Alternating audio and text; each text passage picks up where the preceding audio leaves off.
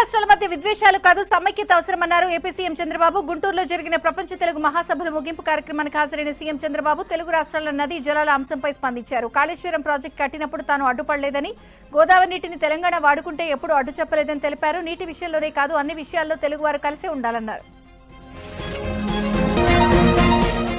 అనకాపల్లి జిల్లా పాయకరావుపేట నియోజకవర్గంలో మంత్రుల పర్యటన అట్టహాసంగా జరిగింది. అడ్డరోడ్డు జంక్షన్ దగ్గరకు చేరుకున్న మంత్రులు అనగాని సత్యప్రసాద్, కొల్లు రవీంద్ర, హోంమంత్రి వంగలపూడి అనిత, ఎంపీ సీఎం రమేష్ కు ప్రజలు ఘనస్వాగతం పలికి పూలమాలలతో సత్కరించారు. అడ్డరోడ్లో రెవెన్యూ డివిజన్ ఏర్పాటు చేయడంతో పాయకరావుపేట నియోజకవర్గ ప్రజలు మంత్రులకు ప్రత్యేక ధన్యవాదాలు తెలిపారు. మంత్రులంతా అడ్డరోడ్డులో నూతనంగా ఏర్పాటు చేసిన రెవెన్యూ డివిజన్ కార్యాలయాన్ని సందర్శించారు. అనంతరం నక్కపల్లి కస్తూర్బా గాంధీ బాలికల విద్యాలయం టైప్ 4 హాస్టల్ మంత్రులు ప్రారంభించారు. ఆ తర్వాత జరిగిన పట్టాదారు పాస్ పుస్తకాల పంపిణీ కార్యక్రమానికి మంత్రులు ముఖ్య అతిథులుగా హాజరయ్యారు. ఏపీ ఇంజనీరింగ్ అసోసియేషన్ సభ్యుల సమస్యల పరిష్కారానికి ప్రభుత్వం పూర్తిగా కట్టుబడి ఉందని విద్యుత్ శాఖ మంత్రి గొట్టిపాటి రవికుమార్ తెలిపారు. అలాగే ఉద్యోగులు ఎదుర్కొంటున్న సమస్యలను పరిష్కరించి అండగా ఉంటామని స్పష్టం చేశారు. విజయవాడలో ఏపీ ఇంజనీరింగ్ అసోసియేషన్ డైరీని మంత్రి గొట్టిపాటి రవి ఆవిష్కరించారు. ఉద్యోగులు ఎదుర్కొంటున్న పీఆర్సీతో పాటు చిన్న సమస్యలన్నింటినీ ప్రభుత్వం సానుకూలంగా పరిశీలించి పరిష్కరిస్తుందన్నారు. తెలంగాణ అసెంబ్లీలో ప్రధాని మోదీపై చేసిన వ్యాఖ్యలను నిరసిస్తూ కొత్తగూడెం ఎమ్మెల్యే క్యాంప్ కార్యాలయం ముందు బీజేపీ శ్రేణులు ఆందోళనకు దిగాయి. పనికి ఆహార పథకంపై కేంద్రం తీసుకున్న నిర్ణయాన్ని వ్యతిరేకిస్తూ ఎమ్మెల్యే కూనంనేని సాంబశివరావు అసెంబ్లీలో మోదీపై చేసిన వ్యాఖ్యలు బీజేపీ నాయకులు తప్పుపట్టారు. ప్రపంచ స్థాయి గుర్తింపు పొందిన ప్రధాని మోదీపై ఎమ్మెల్యే అనుచిత వ్యాఖ్యలు చేయడం సమంజసం కాదని బీజేపీ జిల్లా అధ్యక్షుడు బైరెడ్డి ప్రభాకర్ రెడ్డి మండిపడ్డారు. ధాన్యం కొనుగోలు విషయంలో రైస్ మిల్లర్లు అక్రమాలకు పాల్పడితే కఠిన చర్యలు తప్పవని పౌర సరఫరాల శాఖ మంత్రి నాదెండ్ల మనోహర్ స్పష్టం చేశారు. శ్రీకాకుళం జిల్లాలో పర్యటించిన ఆయన ధాన్యం కొనుగోళ్ల ప్రక్రియను క్షేత్రస్థాయిలో పరిశీలించారు. రాష్ట్రంలో ఆర్థిక ఇబ్బందులు ఉన్నప్పటికీ ప్రభుత్వం రైతులకు అండగా ఉండాలన్న లక్ష్యంతో పనిచేస్తున్నారు. ఇప్పటివరకు 38,25,000 మెట్రిక్ టన్నుల ధాన్యాన్ని సేకరించామని చెప్పారు. ఇప్పటికే 9,300 కోట్ల మంది రైతుల ఖాతాల్లో డబ్బులు జమ చేశామని మంత్రి నాదెండ్ల తెలిపారు. గత ప్రభుత్వం మాదిరిగా కాకుండా 24 గంటల్లోనే రైతుల ఖాతాల్లోకి డబ్బులు జమ చేస్తున్నామని స్పష్టం చేశారు. హైదరాబాద్ లోక్ భవన్ లో గవర్నర్ జిష్ణుదేవ్ వర్మను మంత్రులు సీతక్క, కొండ సురేఖ కలిశారు. మేడారం సమ్మక్క సారళమ్మ మహాజాతర ఆహ్వాన పత్రికను అందజేశారు. జాతర విశిష్టతను, ఆలయ అభివృద్ధి పనులను గవర్నర్ కు వివరించారు. ఆలయ పూజారులు ఈవో వీరస్వామి ఆచారాల ప్రకారం గవర్నర్ ను ఆహ్వానించారు. ఫిబ్రవరిలో జరిగే జాతరకు రావాలని కోరారు. నెల్లూరు జిల్లాలోని పొట్టేళ్లపాలెం కలుజుపై వంతెన నిర్మాణానికి శంకుస్థాపన చేశారు. ఈ కార్యక్రమానికి ఎంపీ వేమిరెడ్డి ప్రభాకర్ రెడ్డి, ఎమ్మెల్యేలు కోటంరెడ్డి శ్రీధర్ రెడ్డి, వేమిరెడ్డి ప్రశాంతిరెడ్డి, ఎమ్మెల్సీ బీద రవిచంద్ర హాజరై భూమి పూజ చేశారు. కలుజుపై వంతెన లేక వర్షాల సమయంలో 5 నియోజకవర్గాల ప్రజలు తీవ్ర ఇబ్బందులు పడ్డారని ఎంపీ వేమిరెడ్డి తెలిపారు. కలుజు సమస్య ఈనాటిది కాదన్నారు. రాకపోకలకు ఇబ్బంది వల్ల తన పొలం తక్కువ ధరకే అమ్ముకున్నానని చెప్పారు. కోటంరెడ్డి పట్టుదలగా నిధులు తెచ్చి సమస్యలు తీరుస్తున్నారని తెలిపారు. వైద్యం పరంగా ఎవరూ ఇబ్బందులు పడకూడదనే ఉద్దేశంతో త్వరితగతిన లబ్ధిదారులకు సీఎం రిలీఫ్ ఫండ్ చెక్కులను అందిస్తున్నామని AP deputy speaker Raghurama Krishnamraju అన్నారు. పశ్చిమ గోదావరి జిల్లా ఉండి నియోజకవర్గానికి సంబంధించి 24వ విడత 38 మందికి 19,72,000 రూపాయల సీఎం రిలీఫ్ ఫండ్ చెక్కులను ఆయన లబ్ధిదారులకు అందజేశారు. సీఎం చంద్రబాబు సూచనలతోనే లబ్ధిదారులకు ఎటువంటి ఆలస్యం లేకుండా సీఎం రిలీఫ్ ఫండ్ చెక్కులను అందజేస్తున్నామని రఘురామ కృష్ణంరాజు తెలిపారు. శ్రీ సత్యసాయి జిల్లా మడకసిరిలో ఏర్పాటు చేసిన రెవెన్యూ క్లినిక్ ను అధికారికంగా ప్రారంభించారు. ఈ కార్యక్రమానికి హాజరైన ఆర్డీఓ ఆనంద్ కుమార్ భూ వివాదాలు, పట్టాదారు పాస్బుక్స్, హక్కుపత్రాలు, వారసత్వ భూముల తదితర అంశాలపై ప్రజల నుంచి పెద్ద సంఖ్యలో అర్జీలు స్వీకరించారు. కొత్తగా ఏర్పాటైన మడకసిరి రెవెన్యూ డివిజన్లోని ప్రజల సమస్యలను తక్షణమే పరిష్కరించాలనే లక్ష్యంతో ఈ కార్యక్రమం ఏర్పాటు చేశామన్నారు. ఏళ్ల తరబడి పరిష్కారం కాకుండా పెండింగ్ లో ఉన్న భూ సమస్యలను ఈ రెవెన్యూ క్లినిక్ లో తక్షణమే పరిష్కరిస్తామని ఆర్డీఓ ఆనంద్ కుమార్ తెలిపారు. ఇంద్రకీలాద్రిపై కొలువైన కనకదుర్గమ్మ అమ్మవారిని మారిషస్ అధ్యక్షుడు ధరంబీర్ గోకుల్ దర్శించుకున్నారు. ఆలయానికి చేరుకున్న ఆయనకు ఏపీ దేవాదాయ శాఖ కమిషనర్ రామచంద్రమోహన్, దేవస్థానం ట్రస్ట్ బోర్డు చైర్మన్ రాధాకృష్ణ, దేవస్థానం కార్యనిర్వాహక అధికారి సీనా నాయక్, జిల్లా కలెక్టర్ లక్ష్మీషా, నగర పోలీస్ కమిషనర్ రాజశేఖర్ బాబు ఘన స్వాగతం పలికారు. అర్చకులు, వేద పండితులు పూర్ణకుంభంతో స్వాగతం పలికి అమ్మవారి ఆలయంలోకి తీసుకుని వెళ్లారు. అమ్మవారి దర్శనం అనంతరం దేవస్థానం వేద పండితులు వేద ఆశీర్వచనం చేసి అమ్మవారి చిత్రపటం, ప్రసాదాలు అందజేశారు.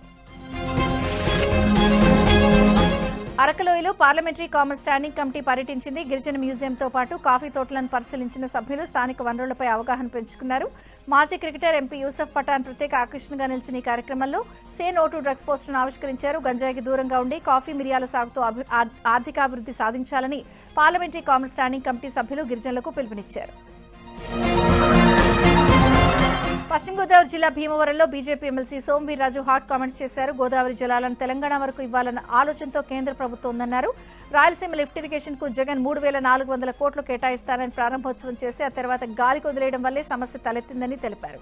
2027లో పోలవరాన్ని పూర్తి చేస్తామని తెలిపారు. రేవంత్ వ్యాఖ్యలు తెలంగాణను రక్షించుకునే విధంగా ఉన్నాయని సోమవీర్రాజు చెప్పారు.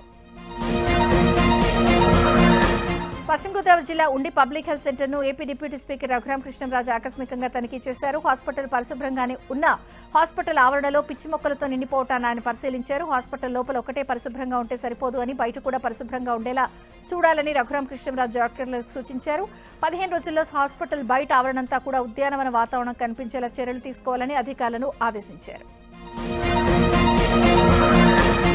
పోలవరం నల్లమల సాగర్ ప్రాజెక్టుపై సుప్రీంకోర్టులో విచారణ జరిగింది. ప్రాజెక్టును వ్యతిరేకంగా సుప్రీంకోర్టులో తెలంగాణ ప్రభుత్వం పిటిషన్ దాఖలు చేసింది. ఈ పిటిషన్ను సీజేఐ సూర్యకాంత్ ధర్మాసనం విచారణ చేసింది.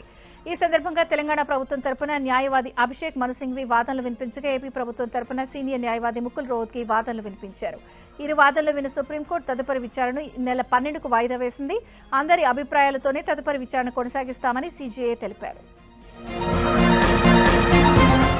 ఖమ్మం జిల్లా వైరా మున్సిపాలిటీ ఎన్నికల సందర్భంగా అధికారులు ఓటర్ లిస్టు అభ్యంతరాలపై అఖిలపక్ష రాజకీయ పార్టీల నాయకులతో సమావేశం నిర్వహించారు. ఓటర్ లిస్టులో తప్పులు తడకలుగా ఉన్నాయని వాటిని సరిచేయాలని రాజకీయ పార్టీల నాయకులు డిమాండ్ చేశారు. సమావేశంలో సిపిఎం జిల్లా నాయకులు బొంతు రాంబాబు మాట్లాడుతూ మున్సిపాలిటీలోని 20 వార్డుల్లో ఓటర్ లిస్టులు తప్పులు తడకలుగా ఉన్నాయని మండిపడ్డారు. వార్డుల వారీగా అభ్యంతరాలు ఉన్న ఓట్లను సరిచేయకుండా ఎన్నికలు నిర్వహించొద్దని డిమాండ్ చేశారు. అనంతపురం జిల్లా బొమ్మనహల్ మండలం ప్రజా పరిషత్ అధ్యక్షురాలుగా ఉప్పరహాల్ ఎంపీటీసీ ముల్లంగి నాగమణి ఎన్నికయ్యారు. ఈ ఎన్నికల్లో 16 మంది ఎంపీటీసీ సభ్యులకు గాను 15 మంది హాజరయ్యారు. అయితే 8 మంది వైసీపీ ఎంపీటీసీల ఎన్నికను బహిష్కరించడంతో మిగిలిన ఉన్న 7 మంది ఎంపీటీసీలు నాగమణి ఎన్నుకున్నారు. ప్రత్యేక అధికారి గంగాధర్ ఆధ్వర్యంలో ఎన్నికలు జరిగాయి. ఈ ఎన్నికకు ఎంపీ అంబికా లక్ష్మీనారాయణతో పాటు ఎమ్మెల్యే కాల్వ శ్రీనివాసులు హాజరయ్యారు. విజయనగరం జిల్లా రాజా మండలం బుచ్చంపేటలో అక్రమార్కులు రెచ్చిపోతున్నారు. గ్రామానికి చెందిన సర్వే నెంబర్ 70/2లో గల 2 ఎకరాల 70 సెంట్ల శ్మశాన వాటిక భూమిని కబ్జా చేసేందుకు సిద్ధమయ్యారు. విషయం తెలుసుకున్న గ్రామస్తులు సచివాలయం ఎదుట ధర్నా చేపట్టారు. తమ పూర్వీకుల నుంచి గ్రామానికి రుద్రభూమిగా ఉన్న స్థలాన్ని గతంలో రియల్ ఎస్టేట్కు అమ్మేందుకు కొంతమంది ప్రయత్నించక అడ్డుకున్నారు. మళ్లీ కొన్నేళ్లు గడిచాక ఇప్పుడు అదే పరిస్థితి నెలకొంది. కొంతమంది అక్రమార్కులు రెవెన్యూ అధికారులతో చేతులు కలిపి తమ శ్మశాన వాటికను నమ్మేస్తున్నారంటూ గ్రామస్తులు ఆరోపిస్తున్నారు. దీనిపై తక్షణమే అధికారులు స్పందించి చర్యలు తీసుకోవాలని కోరుతున్నారు. అంబేద్కర్ కోనసీమ జిల్లా కలెక్టర్ మహేష్ కుమార్ పై జిల్లా DRD project director T Sainath Jayachandra సంచలన ఆరోపణలు చేశారు. విధులకు గైర్హాజరవుతున్నాను అనే కారణం చూపుతూ తనకు అన్యాయంగా సరెండర్ చేస్తూ సీఈఓకు ఉత్తర్వులు జారీ చేశారని సాయినాథ్ ఆరోపించారు. తాను ఎప్పుడూ ఉన్నతాధికారుల అనుమతి లేకుండా విధులకు డుమ్మా కొట్టలేదు అన్న సాయినాథ్ కావాలంటే తన రికార్డులు పరిశీలించి చర్యలు తీసుకోవాలని కోరారు. సిద్దిపేట జిల్లాలో పంచాయతీ ఎన్నికల్లో ఓటు వేయలేదు అని కుటుంబాన్ని వెలివేసిన ఘటన తీవ్ర కలకలం రేపింది. తిమ్మాయిపల్లి గ్రామంలో ఈ ఘటన చోటు చేసుకుంది. చల్లారం వెంకటకృష్ణారెడ్డి సర్పంచ్ ఎన్నికల్లో పోటీ చేసి ఓడిపోయాడు. అయితే తమకు ఓటు వేయలేదన్న కక్షతో కృష్ణారెడ్డి తన అనుచరులతో తమపై దాడి చేసి కుల బహిష్కరణ చేశారని మధుసూదన్ రెడ్డి కుటుంబ సభ్యులు ఆరోపిస్తున్నారు. తమ కుటుంబానికి రక్షణ కల్పించాలని వేడుకుంటున్నారు. తీవ్రంగా గాయపడిన వారు సిద్దిపేట ప్రభుత్వ ఆసుపత్రిలో చికిత్స పొందుతున్నారు. ఎన్టీఆర్ జిల్లా జగ్గైపేట నియోజకవర్గ పరిధిలోని పెనుగరంచిపోల్లో ఉన్న తిరుపతమ్మ సమేత గోపయ్య స్వామి ఆలయంలో రంగుల మహోత్సవాన్ని ఘనంగా నిర్వహించారు. ప్రతి 2 సంవత్సరాలకు ఒకసారి దేవాలయంలోని విగ్రహాలకు జగ్గైపేటలో రంగులు వేయిస్తారు. దీని గ్రామస్తులు వేడుకగా నిర్వహిస్తారు. దీనిలో భాగంగా తెల్లవారుజామున దేవాలయంలోని ఉత్సవ విగ్రహాలను ఊరేగింపుగా రంగుల మహోత్సవం కోసం జగ్గైపేటకు తరలించారు. ప్రతి విద్యార్థి జీవితంలో జూనియర్ కళాశాల దశ ఎంతో ముఖ్యమైనది అని ఎమ్మెల్యే కసిరెడ్డి నారాయణ రెడ్డి అన్నారు. రంగారెడ్డి జిల్లా ఆమనగల్లు పట్టణ కేంద్రంలోని కసిరెడ్డి దుర్గారెడ్డి జూనియర్ కళాశాలలో 1995 నుంచి 97లో విద్యను అభ్యసించిన పూర్వ విద్యార్థులు ఒక చోటు చేరి ఘనంగా ఆత్మీయ సమ్మేళనం నిర్వహించారు. ఈ కార్యక్రమానికి ముఖ్య అతిథిగా ఎమ్మెల్యే కసిరెడ్డి నారాయణ రెడ్డి హాజరయ్యారు. పూర్వ విద్యార్థులందరూ ఒకరినొకరు ఆప్యాయంగా పలకరించుకుని చిన్ననాటి జ్ఞాపకాలను నెమరవేసుకుంటూ ఆటపాటలతో ఉత్సాహంగా గడిపారు. ఈ ప్రాంత విద్యార్థులు ఉన్నత చదువుల కోసమే జూనియర్ కళాశాలను స్థాపించామని ఎమ్మెల్యే కసిరెడ్డి నారాయణ రెడ్డి తెలిపారు. మహబూబాబాద్లోని ప్రభుత్వ నర్సింగ్ కళాశాల ముందు విద్యార్థులు ఆందోళనకు దిగారు. నర్సింగ్ కళాశాలకు కేటాయించిన పూర్వ భవనంలోనే తరగతులు కొనసాగించాలని డిమాండ్ చేశారు. కళాశాలలో విశాలమైన తరగతి గదులు, ఆధునిక ప్రయోగశాలలు, సురక్షితమైన వసతులు లేకపోవడంతో తాము తీవ్ర ఇబ్బందులు పడుతున్నామని విద్యార్థినులు ఆవేదన వ్యక్తం చేశారు. ఇప్పటికే జిల్లా ఉన్నత స్థాయి అధికారులకు పలుమార్లు వినతి పత్రాలు సమర్పించినా పట్టించుకున్న పాపాన పోలేదని విద్యార్థులు మండిపడ్డారు. ఆదిలాబాద్లో సోయా రైతుల సమస్యలపై బీఆర్ఎస్ ఆధ్వర్యంలో భారీ ఆందోళన జరిగింది. మాజీ మంత్రి జోగు రామన్న నేతృత్వంలో కలెక్టరేట్ను ముట్టడించిన రైతులు రంగుమారిన సోయా పంటను వెంటనే కొనుగోలు చేయాలని డిమాండ్ చేశారు. పోలీసులు అడ్డుకోవడంతో ఉద్రిక్తత నెలకొంది. అనంతరం అడిషనల్ కలెక్టర్ శ్యామలాదేవికి వినతిపత్రం అందజేసి రైతులను ఆదుకోవాలని కోరారు. నల్గొండ జిల్లాలో పత్తి రైతుల పరిస్థితి దయనీయంగా మారింది. ఆరుగాలం పండించిన పంటను విక్రయించేందుకు సీసీఐ కేంద్రాల వద్ద పడిగాపులు కాస్తున్నారు. తమ పత్తిని ఎప్పుడు కొనుగోలు చేస్తారని అధికారులు చుట్టూ తిరుగుతున్నారు. అయితే తేమ శాతం పేరుతో ఇబ్బంది పెడుతున్నారని రైతులు వాపోతున్నారు. యాదాద్రి భువనగిరి జిల్లా దండు మల్కాపురంలోని శ్రీ ఆందోళ్ మైసమ్మ దేవస్థానం ఆధ్వర్యంలో నిర్వహించిన వేలంపాటలు స్థానిక ప్రజల ఆందోళనతో రద్దయ్యాయి. ఆందోళ్ మైసమ్మ దేవాలయం దగ్గర కొబ్బరికాయల విక్రయం, కిరాణా జనరల్ స్టోర్ నిర్వహణ, పూలదండలు, కొబ్బరి చిప్పల సేకరణ, సీసీ కెమెరాల నిర్వహణ కోసం షీల్డ్ టెండర్ బహిరంగ వేలంపాటలు నిర్వహించారు. పూలదండలు, కొబ్బరి చిప్పల సేకరణ స్థానిక ప్రజలకు ఇవ్వాలని డిమాండ్ చేస్తూ స్థానిక ప్రజలు ఆందోళనకు దిగారు. దీంతో టెండర్లు వాయిదా వేస్తున్నట్లు ఈవో మోహన్ బాబు ప్రకటించారు. దీంతో ఆందోళన సద్దుమణిగింది. శబరిమలలో అయ్యప్ప స్వాముల కోసం శ్రీ భాగ్యనగర్ అయ్యప్ప సేవా సమితి ప్రతి ఏటా అన్నదానం నిర్వహించడం అభినందనీయమని రాజ్యసభ సభ్యుడు అనిల్ కుమార్ యాదవ్ అన్నారు. గత 20 ఏళ్లుగా అయ్యప్ప భక్తులకు అన్నప్రసాదాలు అందిస్తున్నామన్నారు. హైదరాబాద్ ఉస్మాన్ గంజ్లోని భాగ్యనగర్ అయ్యప్ప సేవా సమితి కార్యాలయం నుంచి అన్నదానానికి సంబంధించిన వంట సామాగ్రి లారీని అనిల్ కుమార్ యాదవ్ జెండా ఊపి ప్రారంభించారు. ఈ అన్నదానం జనవరి 7 నుంచి 14వ తేదీ వరకు శబరిమల నీల్కల్ వెళ్లే మార్గంలో అయ్యప్పలకు అందించనున్నట్లు అనిల్ కుమార్ యాదవ్ తెలిపారు. కాకినాడలో హీరో నందమూరి కళ్యాణరామ్ సందడి చేశారు. సర్పవరం జంక్షన్లో ఓ కేఫ్ ప్రారంభోత్సవానికి ఆయన ముఖ్య అతిథిగా హాజరయ్యారు. కళ్యాణరామ్తో పాటు ఏపీఐఏసీ చైర్మన్ మంతెన రామరాజు, మాజీ ఎంపీ చుండ్రు శ్రీహర్రావు తదితర ప్రముఖులు హాజరయ్యారు. దీంతో కళ్యాణరామ్ను చూసేందుకు అభిమానులు పెద్ద సంఖ్యలో తరలివచ్చారు. పలువురు వ్యక్తులు కళ్యాణరామ్తో కలిసి సెల్ఫీలు దిగారు. తిరుపతి జిల్లా వడమాలపేట మండలంలో భారీగా అక్రమ రేషన్ బియ్యం బస్తాలు పట్టుబడ్డాయి. పుత్తూరు నుంచి వడమాలపేట మీదుగా రేణిగుంట వైపు అక్రమంగా తరలిస్తున్న ఐచర్ లారీని పోలీసులు పట్టుకున్నారు. వడమాలపేట టోల్ ప్లాజా దగ్గర తనిఖీలు నిర్వహించిన పోలీసులు ఐచర్ లారీలో అక్రమంగా తరలిస్తున్న 500 బస్తాల రేషన్ బియ్యాన్ని స్వాధీనం చేసుకున్నారు. పట్టుబడ్డ అక్రమ రేషన్ బియ్యం బస్తాలను స్థానిక ఎంఆర్ఓ డీటీలకు అప్పగించి అనంతపురం పుత్తూరు రేషన్ గోడౌన్కు తరలించినట్లు ఎస్ఐ హరీష్ తెలిపారు. డ్రైవర్పై కేసు నమోదు చేసి దర్యాప్తు చేపట్టనున్నారు. తూర్పుగోదావరి జిల్లా అనంతపల్లిలో అక్రమంగా తరలిస్తున్న రేషన్ బియ్యాన్ని విజిలెన్స్ అధికారులు పట్టుకున్నారు. వీరవల్లి టోల్ ప్లాజా సమీపంలో విజిలెన్స్ అధికారులు తనిఖీలు చేస్తుండగా అక్రమంగా రేషన్ బియ్యాన్ని రవాణా చేస్తున్న వ్యాన్ పోలవరం కాలువగట్టు వద్ద నిలిపేశారు. ఈ సమాచారం తెలుసుకున్న అధికారులు అక్కడికి చేరుకుని వ్యాన్ డ్రైవర్ను అదుపులోకి తీసుకున్నారు. అలాగే వ్యాన్లో ఉన్న సుమారు 5 టన్నుల రేషన్ బియ్యాన్ని స్వాధీనం చేసుకున్నారు. అలాగే రేషన్ బియ్యం అక్రమంగా రవాణా చేస్తున్న వారిపై కేసు నమోదు చేశామని నల్లజర్ల పోలీసులు తెలిపారు. నారాయణపేట జిల్లా మద్దూరు మండలంలో ఓ బొలెరో వాహనం డ్రైవర్ విద్యార్థులను ప్రమాదకరంగా ఎక్కించుకుని వెళ్లాడు. వాహనం లోపల స్థలం ఉన్నా వెనుక ఉన్న బంపర్పై ఎక్కించుకున్నాడు. పేదరిపాడు గ్రామంలో ఉన్న జెడ్పీ హైస్కూల్కు సమీపంలో తండాలో పాటు చెన్నారెడ్డిపల్లి నుంచి బస్సు సౌకర్యం లేక విద్యార్థులు ప్రతిరోజు నడుచుకుంటూ వెళ్తూ ఉంటారు. ఈ క్రమంలో సోమవారం ఉదయం అటుగా వచ్చిన బొలెరో వాహనంపై డ్రైవర్ ఇలా నిర్లక్ష్యంగా విద్యార్థులను ఎక్కించి ప్రయాణిస్తుంటే అది చూసిన కొందరు అవాక్కయ్యారు. విషయం తెలుసుకున్న స్థానిక ఎస్ఐ విజయ్ కుమార్ వాహనాన్ని గుర్తించి డ్రైవర్పై చట్టపరమైన చర్యలు తీసుకుంటామని తెలిపారు. శ్రీ సత్యసాయి జిల్లా అగళి మండలంలోని పలు గ్రామాల్లో పోలీసులు కార్డన్ సర్చ్ ఆపరేషన్ నిర్వహించారు. ఇంటింటా తనిఖీలు చేపట్టి అనుమానాస్పద వ్యక్తుల కదలికలపై నిఘా పెట్టారు. గంజాయి, డ్రగ్స్, ఆన్లైన్ బెట్టింగ్స్ వ్యసనాలకు అలవాటైతే తీవ్రమైన పరిణామాలు ఎదుర్కోవాల్సి ఉంటుందని అగళి ఎస్ఐ శోభారాణి గ్రామ ప్రజలు, విద్యార్థులకు వార్నింగ్ ఇచ్చారు. శాంతి భద్రతల పరిరక్షణ, నేరాల నియంత్రణ కోసమే ఈ తనిఖీలు నిర్వహిస్తున్నామని పోలీసులకు సహకారం అందించాలని విజ్ఞప్తి చేశారు. ఉమ్మడి నెల్లూరు జిల్లా తీర్థంపాడు సమీపంలోని వెలిగొండ అటవీ ప్రాంతంలో అక్రమంగా నిల్వ ఉంచిన ఎర్రచందనం దుంగలను అటవీశాఖ అధికారులు స్వాధీనం చేసుకున్నారు. అలాగే ఎర్రచందనం దుంగలను నరికి 3 కూలీలను అదుపులోకి తీసుకున్నారు. పట్టుబడిన ఎర్రచందనం దుంగల విలువ సుమారు ₹1,50,000 పైగానే ఉంటుందన్నారు.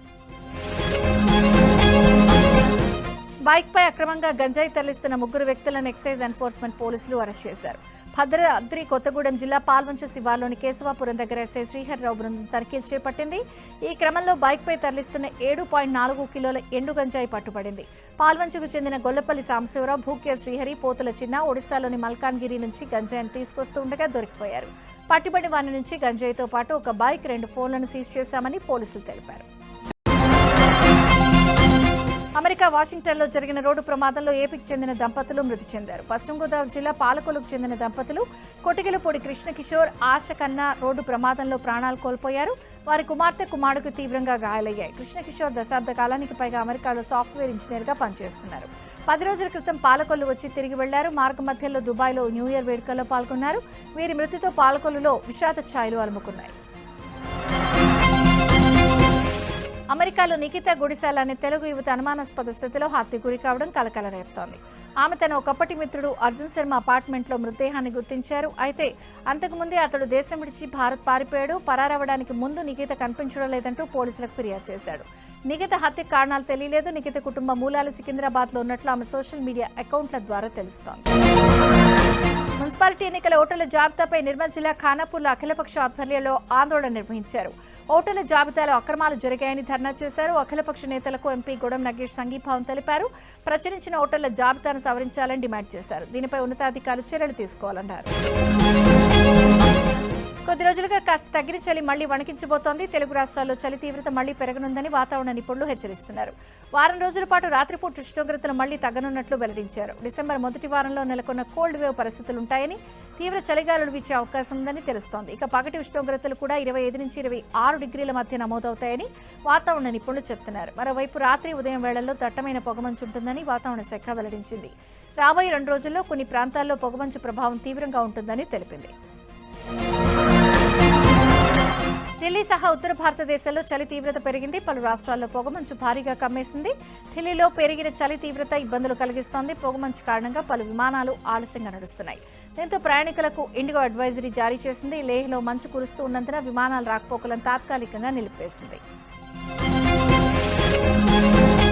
జేఎన్యూ స్టూడెంట్ ఉమర్ ఖలీద్ కి సుప్రీంకోర్టు బెయిల్ నిరాకరించింది. ఢిల్లీ అల్లర్ల కేసులో ఉమర్ ఖలీద్ కు బెయిల్ ఇచ్చేందుకు Justice Aravind Kumar, Justice N V అంజారియాతో కూడిన ధర్మాసనం కీలక తీర్పును వెలువరించింది. ఇదే కేసుతో సంబంధం ఉన్న మరో 5గురికి బెయిల్ మంజూరు చేసినప్పటికీ ఉమర్ ఖలీద్, షర్జీల్ ఇమాంలపై ఆరోపణలు తీవ్రంగా ఉన్నాయని, అందుకే వీరికి మాత్రం బెయిల్ నిరాకరిస్తున్నట్లు సుప్రీంకోర్టు వివరించింది.